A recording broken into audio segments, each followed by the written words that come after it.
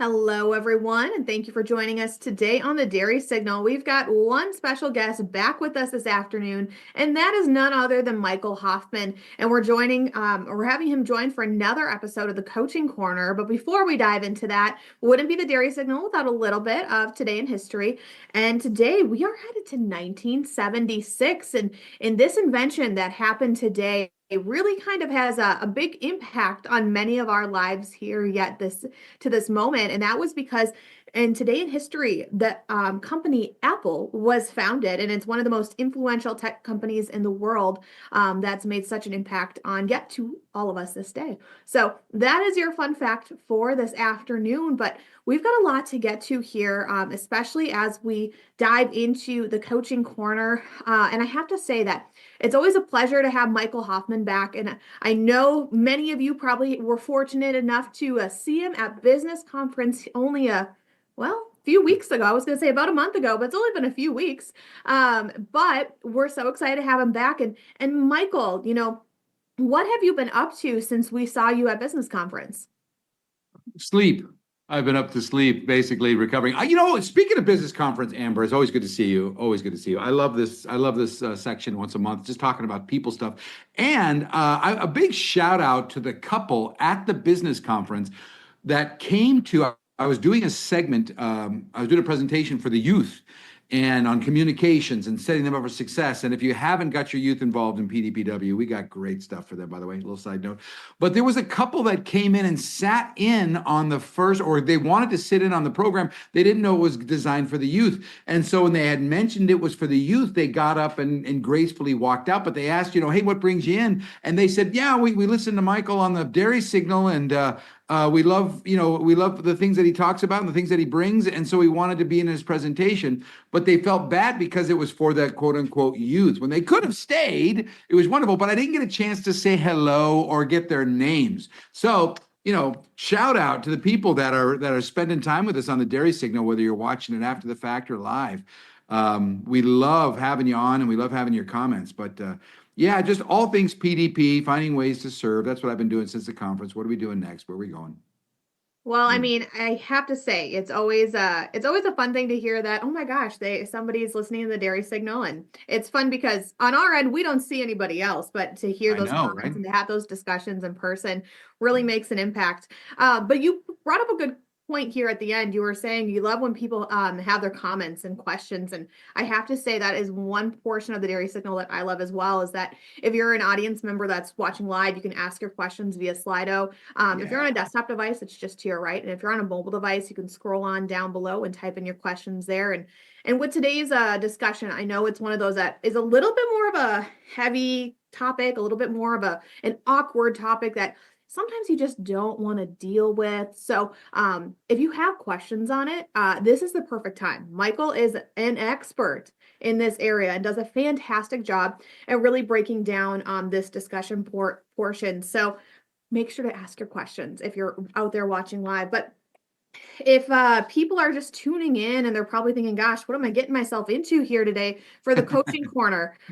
Michael, how would you describe today's episode? And if you had to, in 10 seconds, 15 seconds, to really kind of keep people tuned in, get people keyed in to what they're in for this afternoon?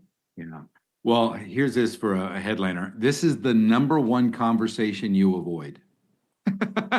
Most managers, they don't know how to bring up consequences. They don't know how to coach for improvement. They don't like it. It's kind of confrontational, or can be if it's not done right. And so we need a little cup of hoff, little something, little half shot, to take away the mystique, because it's probably one of the greatest things that you bring as a leader to an organization.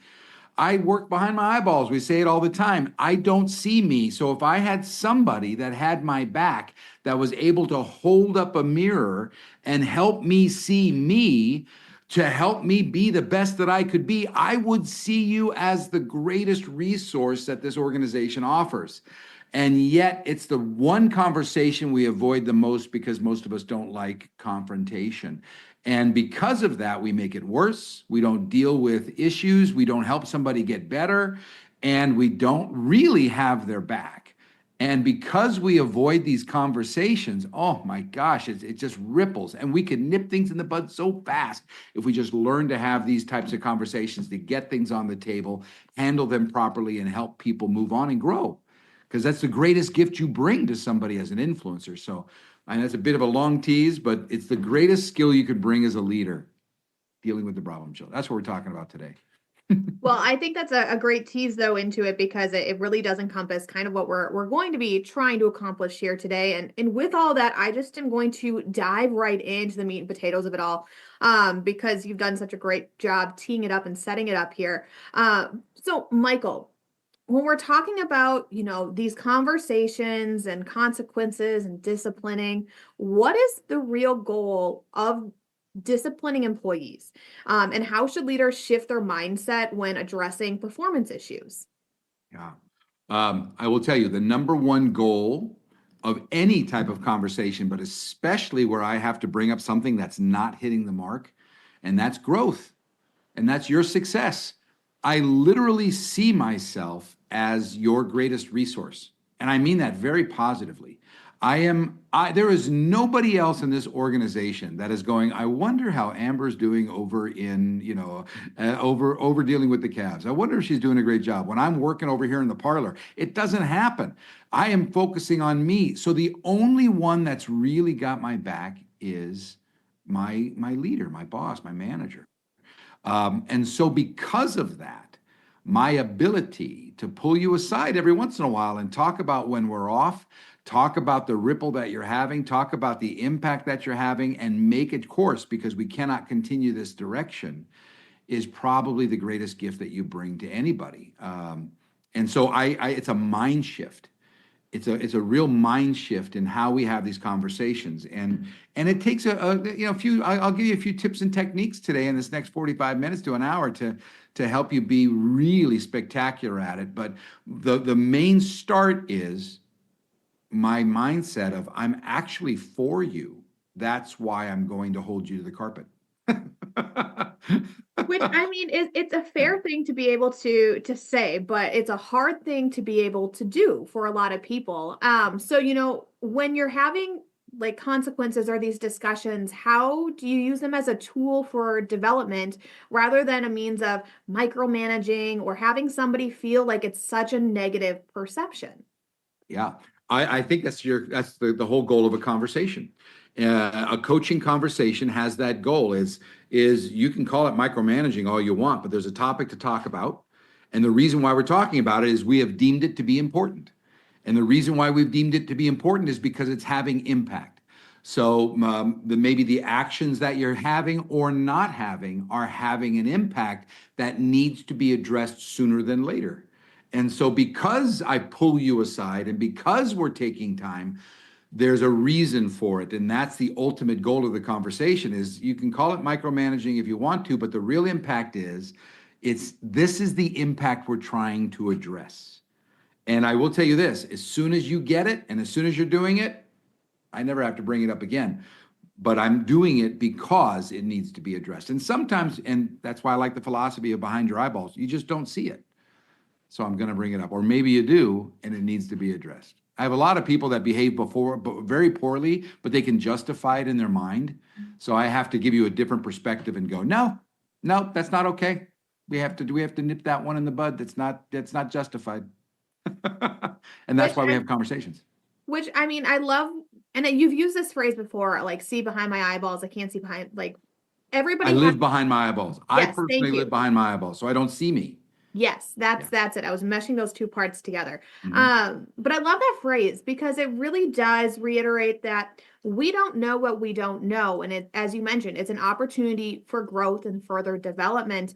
But as a leader, that can kind of, feel intimidating, especially if it's not something you do often or haven't had practice around. So from your opinion, and we've kind of talked about it maybe a little bit, but what is in your opinion, the biggest misconception about consequences in coaching and having these conversations, and how can leaders reframe their approach or thinking around it? Because I know it is a mindset shift, but how can we kind of think about it in a different light from the start in order to have those better conversations? Well, let me bring a little illumination to consequences. Most of us, when we think of consequences, we think of the formal consequences, having a letter written in your file, maybe put on probation, possibly even demotion or removal from the team. You've got suspension of pay, perhaps, or maybe even termination. I mean, those are consequences that when we think of consequences, makes us nuts, makes us crazy. It's like, oh my gosh, I don't want to threaten. But consequences are also of the natural kind. But consequences are an important concept because it's the reason why we're having a discussion in the first place.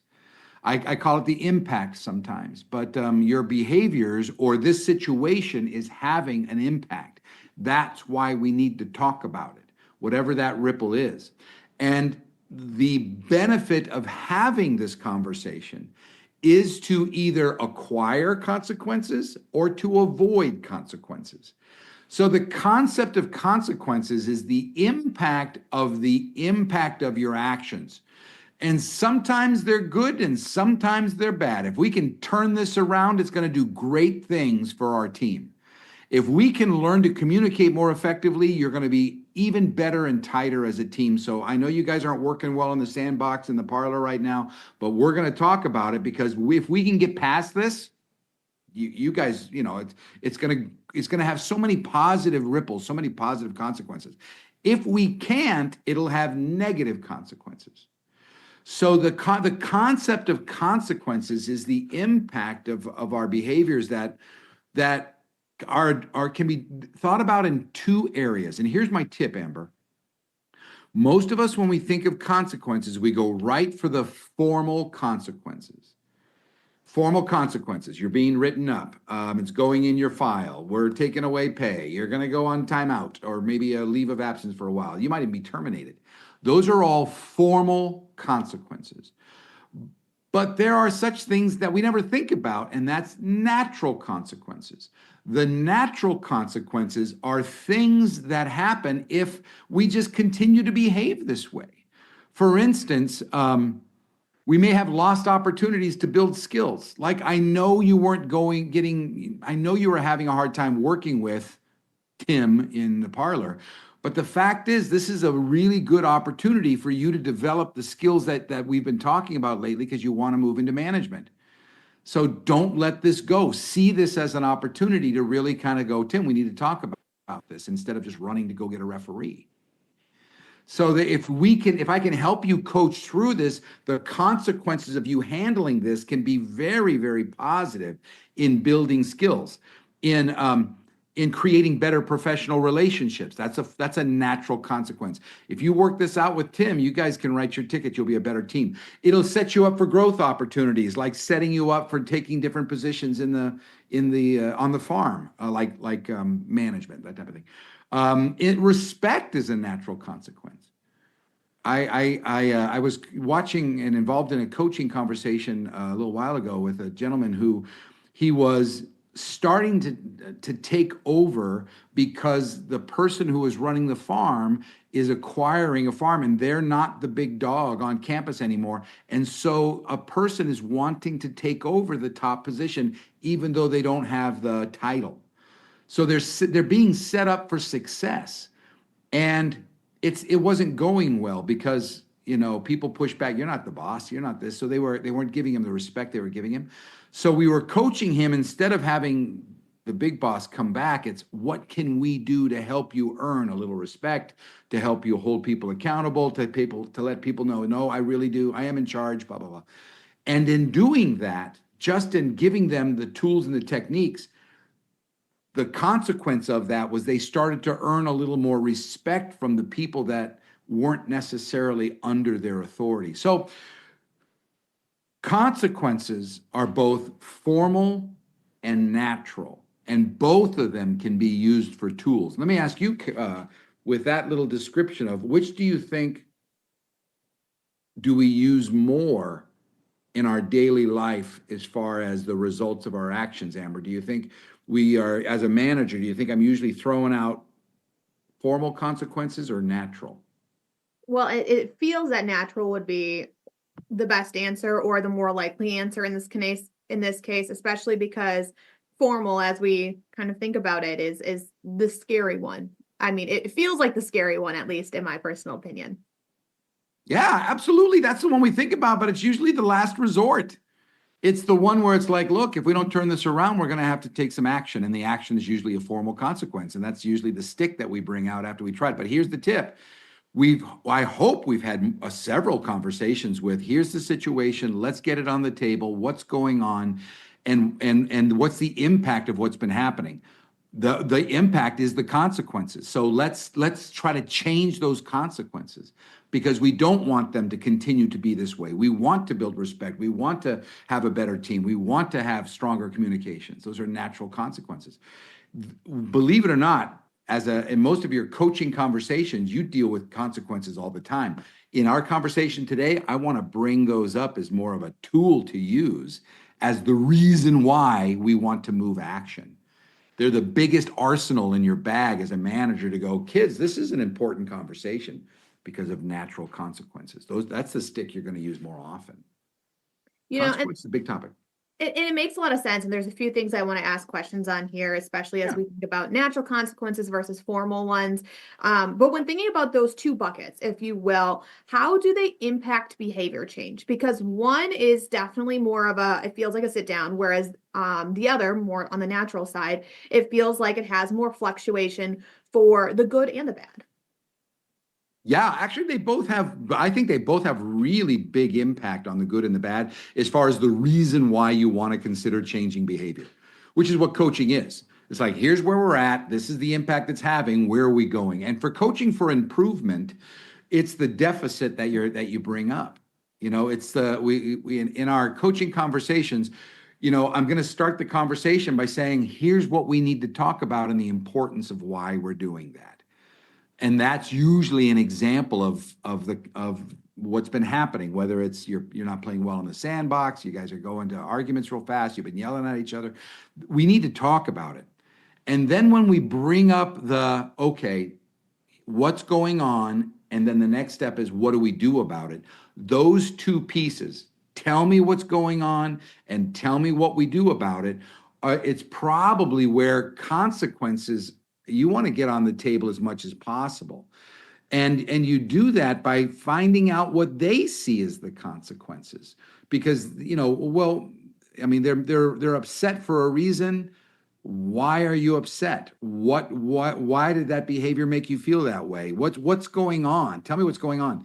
And what they're telling you are the consequences of the behaviors. So you can use that as a power to say, let's change it. What are we going to do? How do we move that forward? So you don't have to bring out the pen of writing up or taking away money or firing them to move.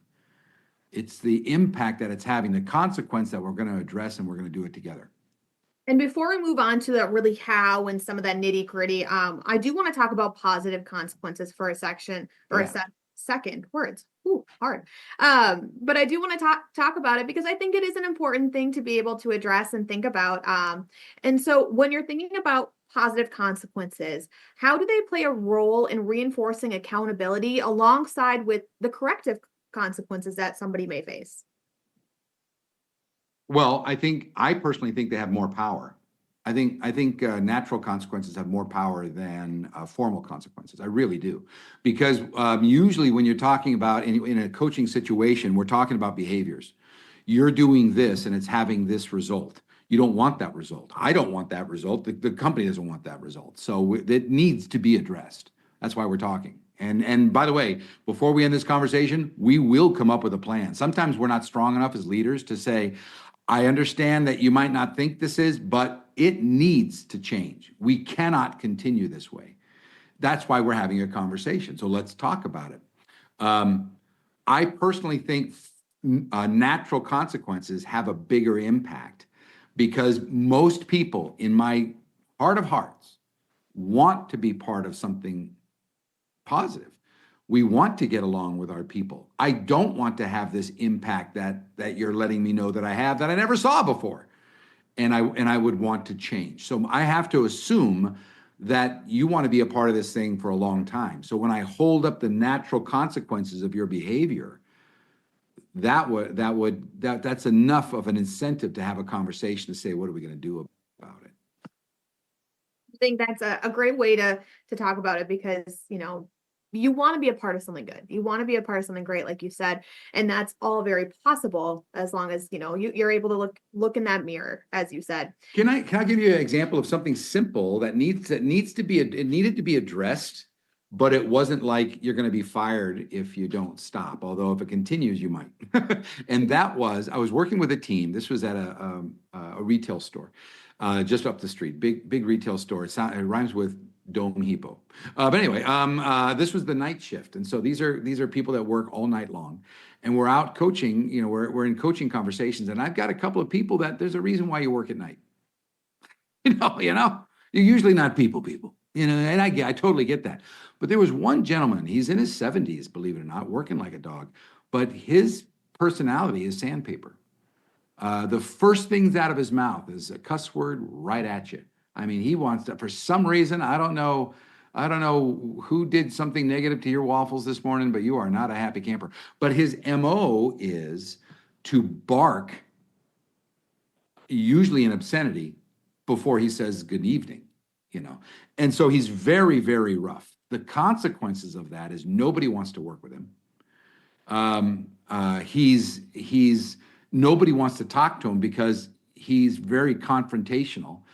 And he just seems like an old curmudgeon guy.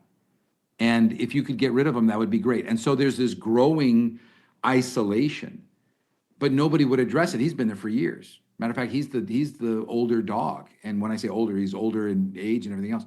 So this new boss comes in and says, Mike, what do I do? And we had a conversation with him. And I told him, I said, here's what I want you to pay attention to. I'm telling you, this person doesn't see it. They don't see themselves that way. They don't see themselves as being gruff. They don't see themselves as being sandpaper. It's just the way they've done it all their lives. They've never been called on it, or if they have, they've never been shown it. So I'm promising you, as soon as you bring it up, they're not going to see it. And sure enough, we had to have a talk with them, and they were totally shocked. Matter of fact, they blamed everybody else. That's not me. I don't do that. And then we gave them lots of examples to the point where you can't hide. And the biggest impact was, here's the consequence of that. Because I don't want to change your personality. That comes with therapy, that comes with your child, family history. I don't know what brought you here. But I will tell you this, those choices that you're making are having a very specific impact. Isolation, nobody wants to work with you, and because of that, you feel alone. You're not working as a team, you're not having any fun. But also, they're not tapping into your expertise because you've been here the longest. They're not taking, they have none of your wisdom, and you have a lot of it to give. So let's work on this behavior because of this impact. And it took some coaching, but I will tell you this, there's great hope because he didn't see it. That's just the way I talk. And I go, I appreciate that's the way that you talk. But let's talk about the consequences of that behavior, because this is the impact. This is the natural impact, and it changed everything. It takes some time, but I'm going to pay attention to, and this was the result, my gruffness. I'm going to pay attention to the way people see themselves when they're around me. That's the big thing. I don't have to change me, but he had to change himself on pay attention to how people see themselves when they're around you. And it opened up his eyes. Because, and here's the hope, Amber. Here's how you know the natural consequence had a big impact. Because here's the words that came out of his mouth. I wonder if I'm doing this at home. What's the answer to that? Yeah, you probably are. And that was the consequence for him saying, I need to look into this. I need to pay attention to this. So that's an example of the power of most people don't see the influence or the consequences that they're having. And when you bring it up to them, it opens up door for change. I have to say, that's a great example of the potential that it can do and really have within not only a person, but also an organization or a shift or whatever the case may be. So I appreciate you going there because that leads perfectly into then the how. How do we do that? When is the best time to bring up these conversations, especially about coaching and, consequences, and how does the timing of it impact their effectiveness in having these conversations? Well, I'm going to go back to what we talk about all the time. In any conversation, I want you to think about two things. I want you to think about the people side of the conversation, and I want you to think about getting it done, the practical side. So you've got the people skills, which is listening and empathy and self-esteem and all those stuff that we call soft skills. But the answer is yes, especially in these conversations, because they're tremendously important that you be a good listener, you ask good questions, and you pay attention to the person behind the words. So people stuff. But then there's the conversation. Let's get something done. We got to get it on the table. We got to give reasons for the change. We got to come up with a plan, and we got to get buy-in. The coaching conversation, practical. And there are 5 steps, which we go into great depth when you come to the Business Academy. But it's an entire 3 days just on this. So on the practical side, you have your opening, you have your get your issues on the table, you develop an action plan, you make sure everybody's bought in, and you close it strong. It's a very specific process. So you ask the question, when do you bring it up? And the answer is when you start the conversation, you start it with purpose and importance. There's a reason why we're talking today. And you can get it on the table. For this particular person, it was like, Jeff, we need to have a conversation about how we're working with the rest of our team members, especially what happened last night. And I want to nip it in the bud. And I'm gonna bring up a specific example. And the point is purpose and importance. We're talking about something. Give me an example. But the next 2 steps is where you bring up examples. And the next 2 steps are, if this is what we're talking about, then let's get into it. There are 2 steps: assess the wants and needs, and then come up with an action plan. The first step is don't jump to solutions. Find out what's going on. Before you have this conversation, my biggest tip to you is get as many specific examples as you can. Because if I'm helping you see you behind your eyeballs, I've got to hold up a mirror. And a mirror is better with specific examples. Don't just say things like, man, you're a pill to work with, because I don't know what that means. You're super gruff. I don't know if you know this, but you can cut the wallpaper off a wall. You know what I mean? That doesn't help me. So when you hold up specific examples, it's very difficult to fight. And it helps me see what you're talking about. Now, in this step, that's where I'm going to start. Let's get those opportunities on the table of why this is important. I'm going to give you specific examples, and I'm also going to ask for your input. Now that I brought up those examples, tell me what's going on. What's your thought process? Did you know you were doing that? Give me any insights that you think I need to know from your point of view, because there's a reason why they behave the way they do, and maybe you're not hearing the whole story. So in that situation, you need to be very open to their side, very open to their point of view. And another big tip is take copious notes, because you may open up a Pandora's box they're just going to go, well, let me tell you my point of view. And when they do, write it down. Try to write as much as you can, because in those notes, you're going to be able to go back to specific areas where you can really help steer the conversation into the important points and facts. So you'll bring up your stuff, be as specific as you can, including consequences. Here's what was going on. This is what's happening. We don't want that to happen. Give me your side of the story, all the facts, figures, issues, and concerns that I need to know about, and get the full set of this issue on the table. That's my biggest tip in that is don't notice we didn't solve anything yet. So Michael, I think that brings up a couple good points in this area then, because when you're getting their side of the story, And I think for a lot of us, and I'm going to put myself in this box included, how do you just sit there and not interrupt? Because I think a lot of us naturally, we want to make it a dialogue or a conversation when at this point, you're just trying to get all the facts, figures, and information possible. And it's not necessarily a time for that back and forth dialogue. So, how or any tips or tricks that you can help somebody who's, maybe a manager and just needs to sit and listen? Yeah. Excellent, excellent observations. It's not easy. It's really not easy to be a good listener. Most of us think we're listening when we're talking. In other words, I'm not listening. I'm talking in my head going, oh, that's a good point. I should bring that up. Or, oh, well, I don't think that was right. You're not hearing that. And I'm talking in my head while you're talking. It's not easy. So give yourself a little bit of slack, but understand this, you are correct. It's probably one of the greatest skills you can bring to as a person of influence, as a leader, as a coach, as a parent, your ability to listen. And I don't just, so I want you to listen for two things. I want you to listen for what they're saying, and I want you to listen for the emotion behind it, because that'll tell you a lot. It'll really tell you a lot.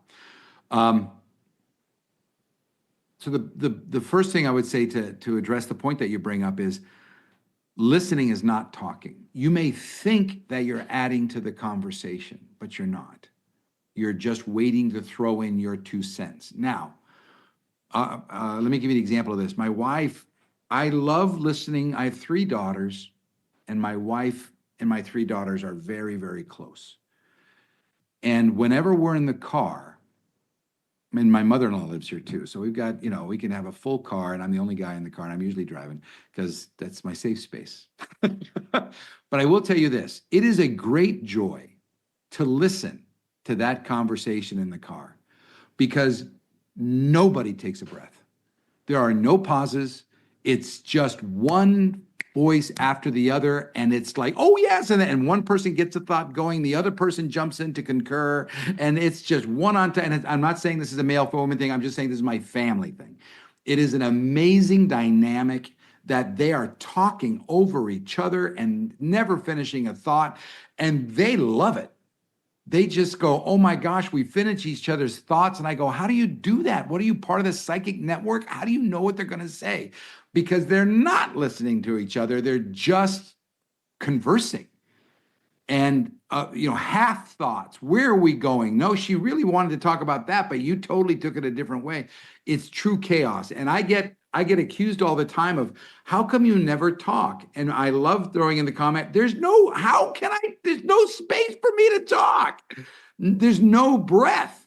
So, 2 observations. First of all, talking is not listening. You may think you're concurring with them. I'm helping you by jumping in. You're not. You're cutting it off. So here's a couple of tips. Writing helps you be quiet.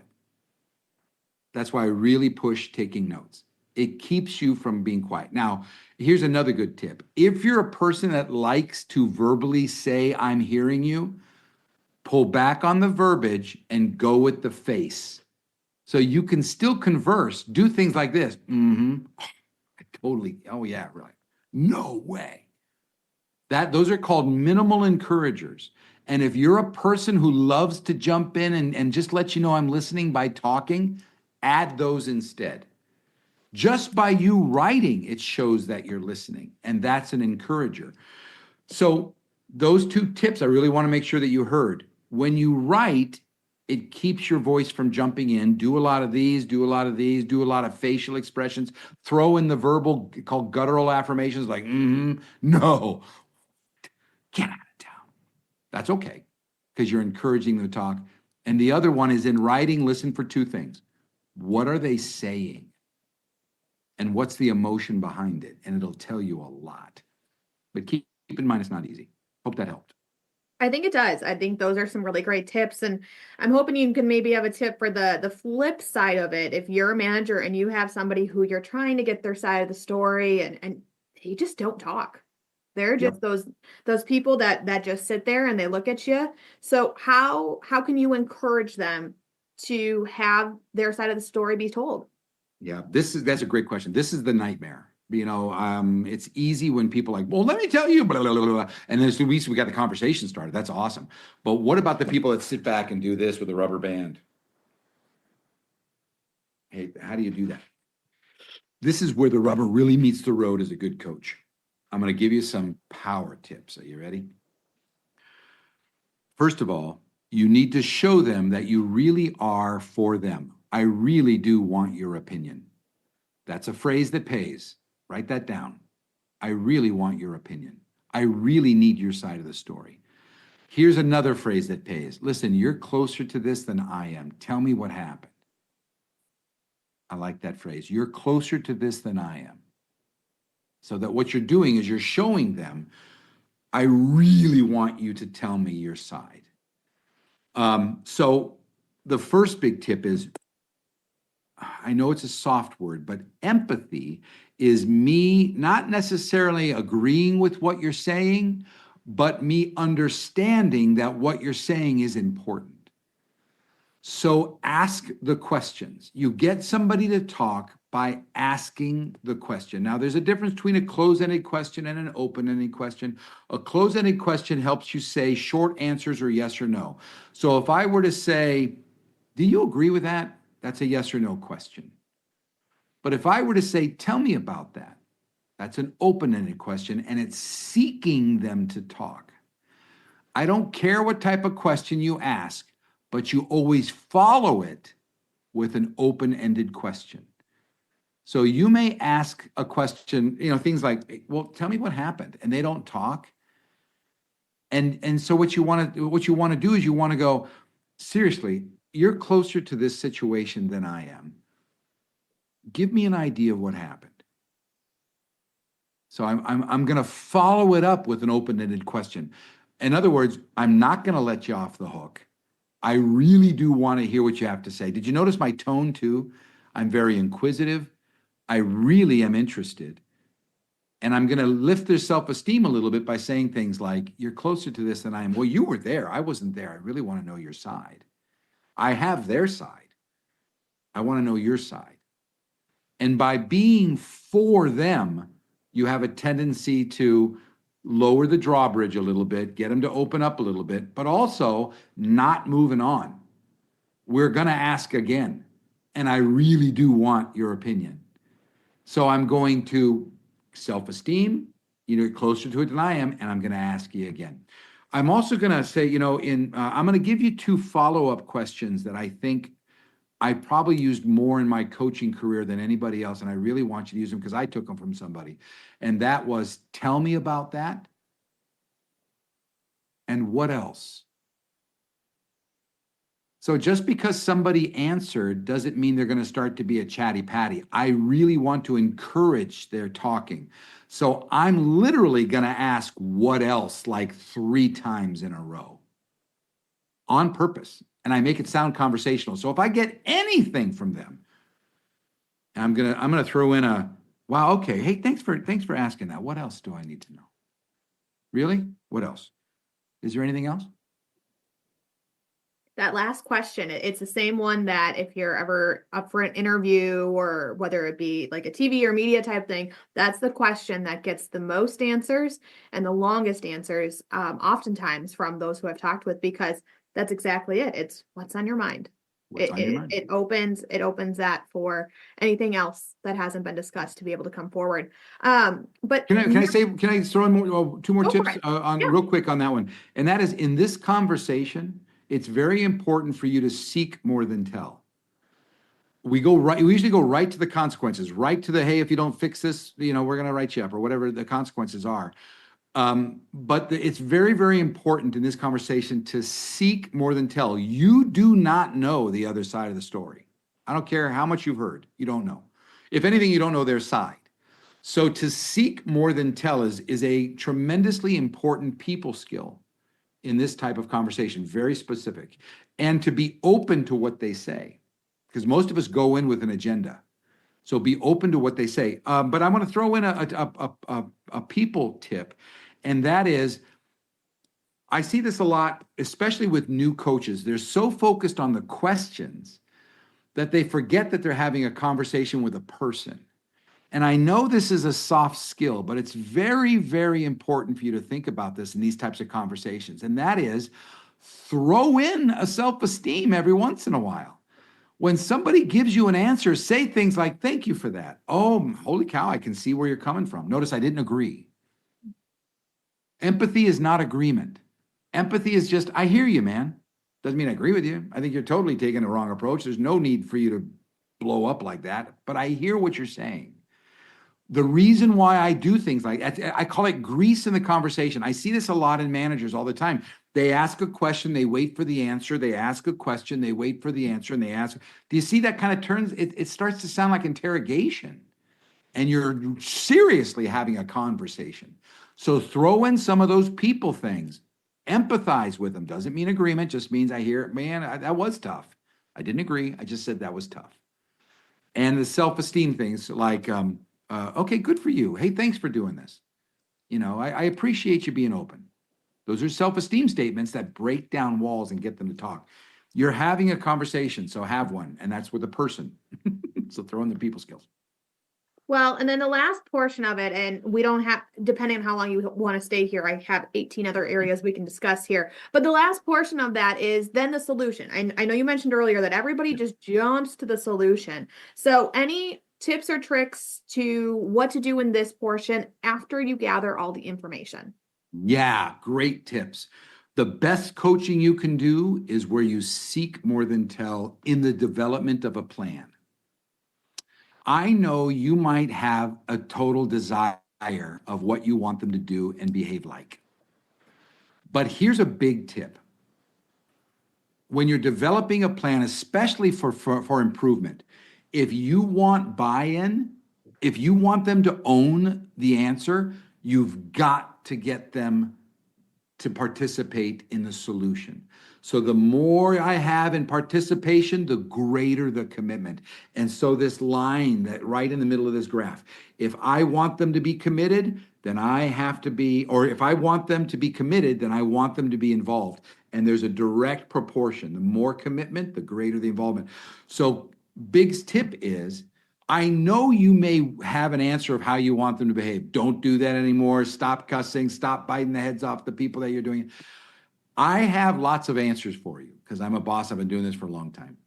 But the good ones start off with, okay, we've got everything on the table, and I'm really glad you told me your side of the story. Thank you for that. I may even do a recap. Here's what I've heard.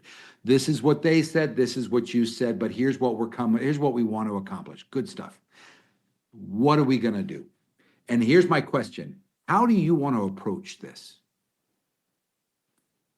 So the tip is seek first from them before you throw out. And here's a little veteran's reason why. 9 times out of 10, they're probably going to say what you would have said anyway. But they said it. Ergo, it's their idea. Ergo, there's more commitment. Make sense? Yeah. Biggest tip, start with them. Go there first.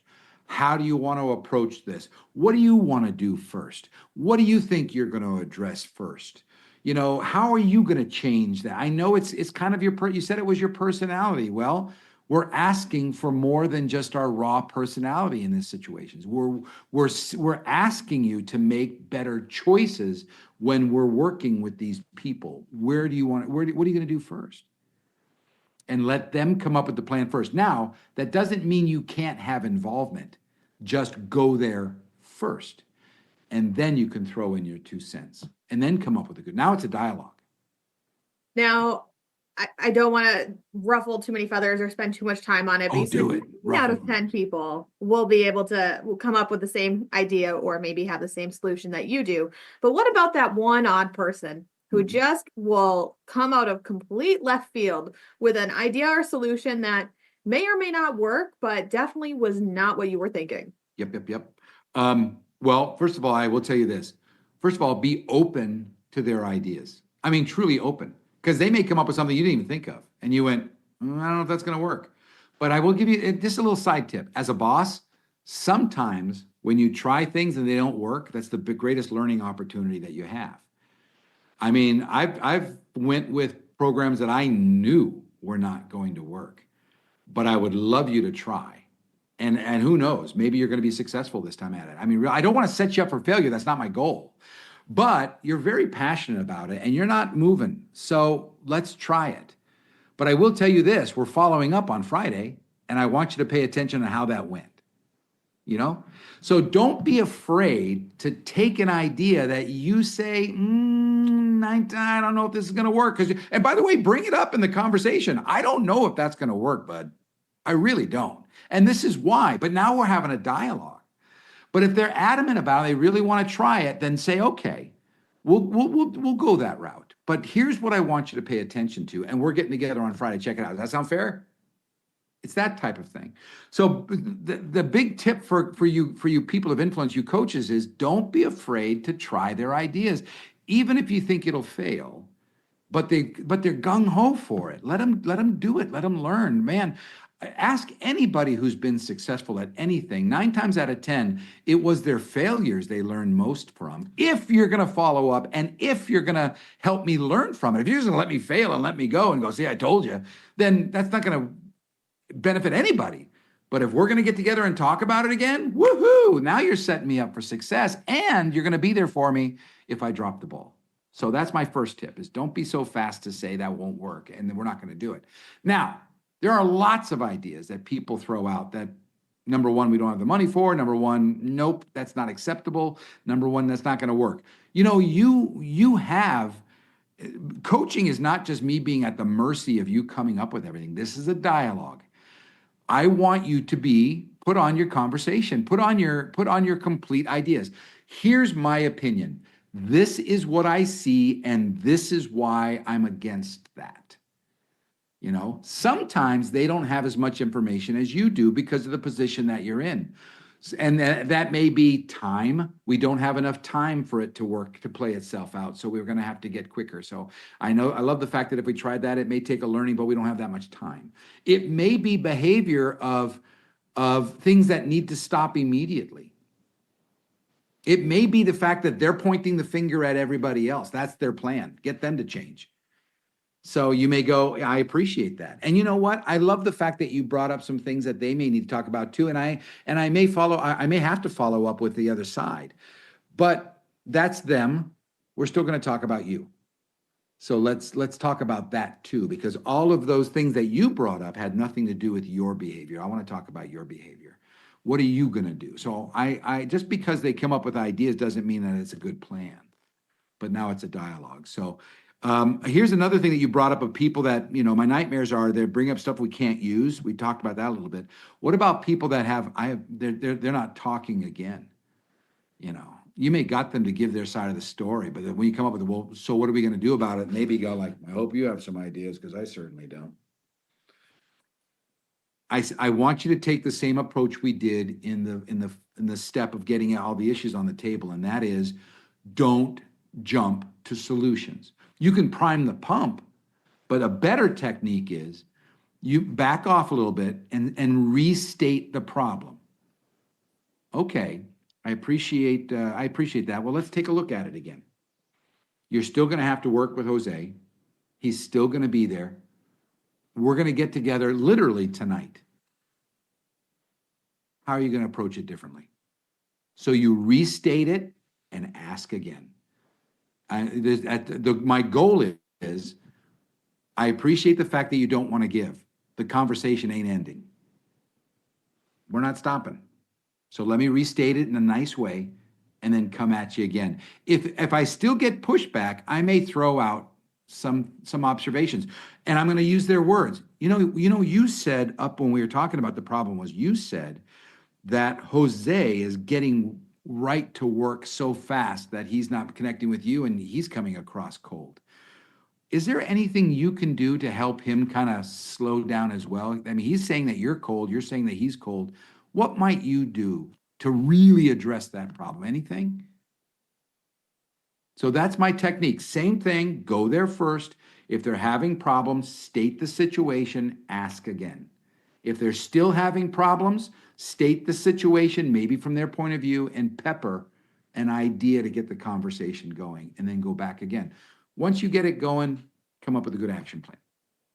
So, Michael, I have a couple more questions I really want to make sure we get to here that I think are important in this conversation. So, the next one, it has to deal with, another personality type when having these conversations, but that's the person who's overly emotional, whether that is resistance, whether that's defensiveness, or anything else in between. How do you have one of those coaching conversations with somebody who, whether it be during giving their side of things or the solution side of things, that has those reactions? Yeah, it's the extreme emotions that make us a little bit crazy. Whether somebody breaks down and cries, which is challenging because I'm for you. So how can I not jump in? Or the other side, we get angry and defensive and we throw furniture. So I've had that. Both are extreme and both are difficult to handle. I will tell you this: empathy is your tool. Empathy does not mean agreement. You may have somebody who gets it's just their MO. Whenever they get worked up, the emotion comes up and out, whether it's anger or tears. It's okay for people to feel. I'm just going to plant that seed with you. It's okay for people to feel.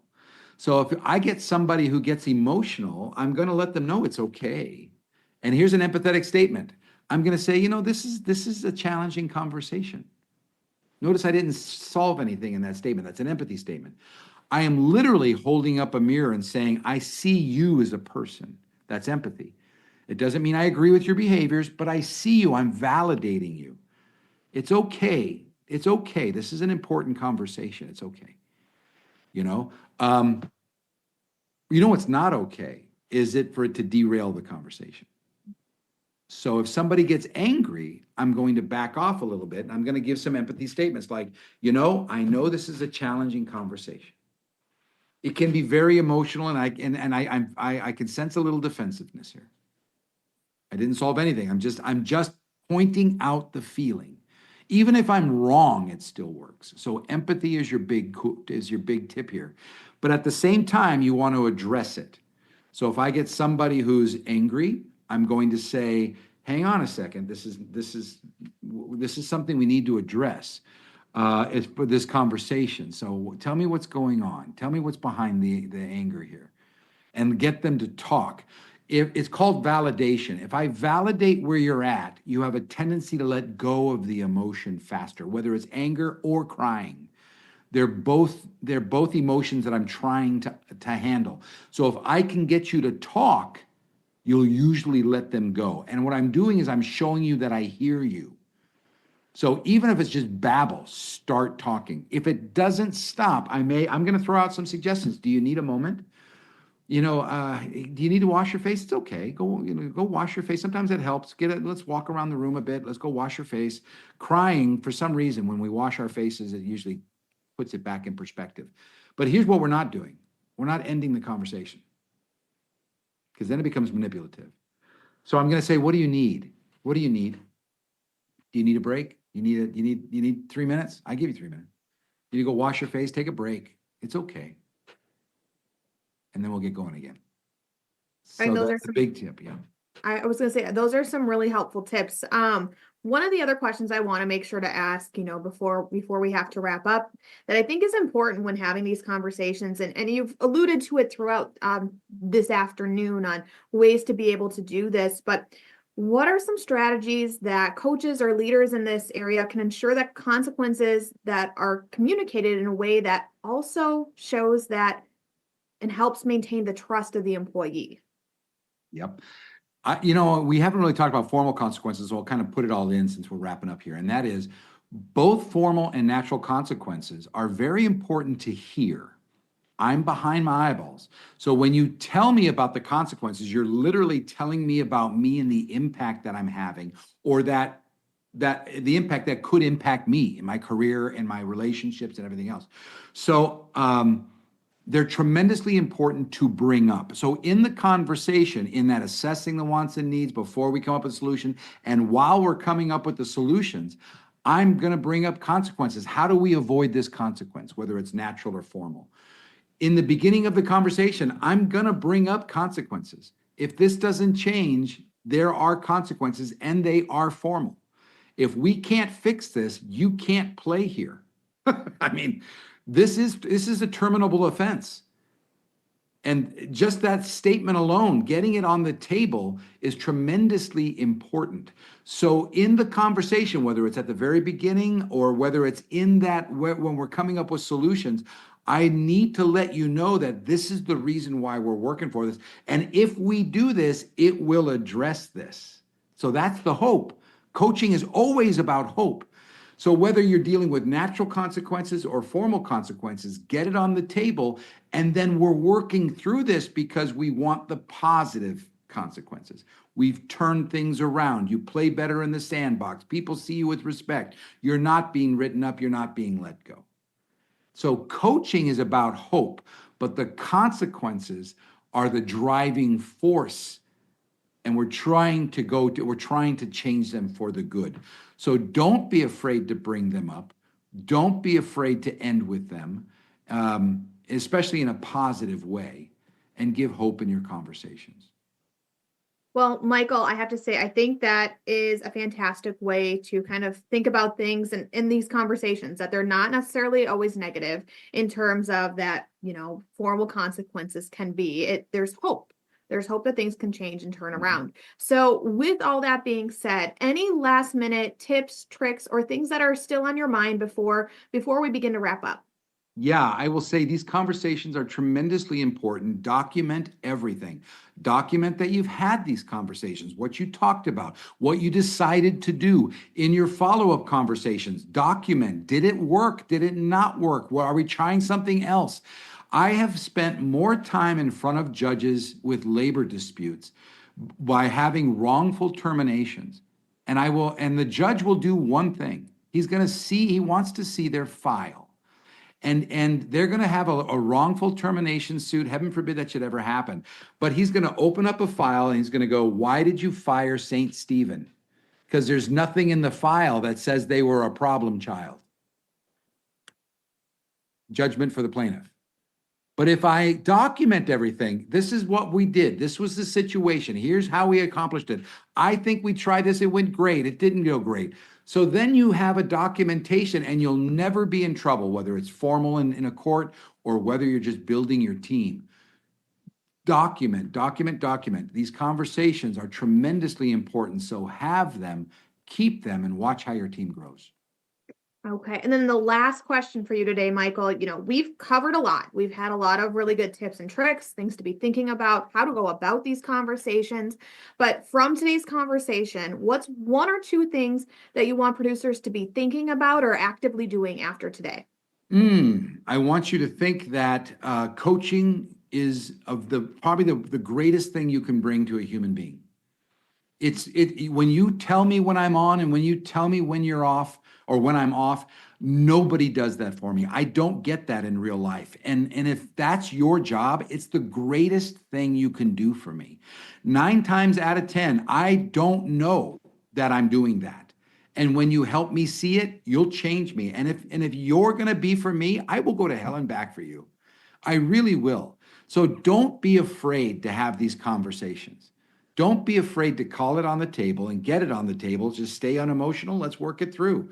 And your relationship with your people will be so changed. And you'll continue to take your business, your farm, your family, anywhere you want to go, because you've got strong, confident, and competent people because you're a good coach. Well, Michael, I think that is a fantastic way to end today's conversation. And as always, it's a pleasure to have you, but especially when it comes to something like this, where these conversations can be hard and having the right resources or understanding about how to go about them is critically important. So thank you so much for your time here again this afternoon. And Amber, just one thought before you wrap up the whole thing, and that is this conversation, these sets of tools, we go through in depth at the Business Academy. We spend 2 full days on these. So if you want to get good at coaching, come to the Business Academy. It'll change your life, literally. So yes, so that is Dairy Managers Institute. For those who are wondering, that is, I believe, in December. It's okay. A lot of them, they feel like they go together, but Dairy Managers Institute is the one with Michael Hoffman on tier 2 that you can really dive into this in the feedback cycle. And I've done it a few times myself, and it's definitely one of the best trainings that you can learn, and you'll always learn something new and practice, practice, practice. So definitely want to highlight that. And that is on our website if you want to check it out. But with all of that being said, we've got a lot of other great things on our website, including Dairy's Visible Voice. So if you want to learn how to maybe approach or be approached by media, or maybe even daily conversations with those about dairy farming and telling your story of being a dairy farmer, make sure to check that out. We have 2 remaining sessions coming up here next week, and I believe the following week. So make sure to check those out. And if you're somebody who is itching to maybe travel a little bit, maybe you didn't get quite on the Italy trip that's about ready to take off, but you're thinking, oh my gosh, New Zealand, that sounds like a really good time. We still have a few spots left for our New Zealand trip next February. So you'll make sure to want to get registered for that, because it is celebrating 10 years of our international tours, and we're taking it back to where it all began. And I think it is probably one of the most talked about trips that I have jealously heard so much about. So you'll want to make sure to get on this one. It's the perfect combination between leisure, agriculture, tours, learning. So check that out on our website as well. But for now, thank you for joining us here this afternoon, and we'll see you here tomorrow on the Dairy Signal. Bye now.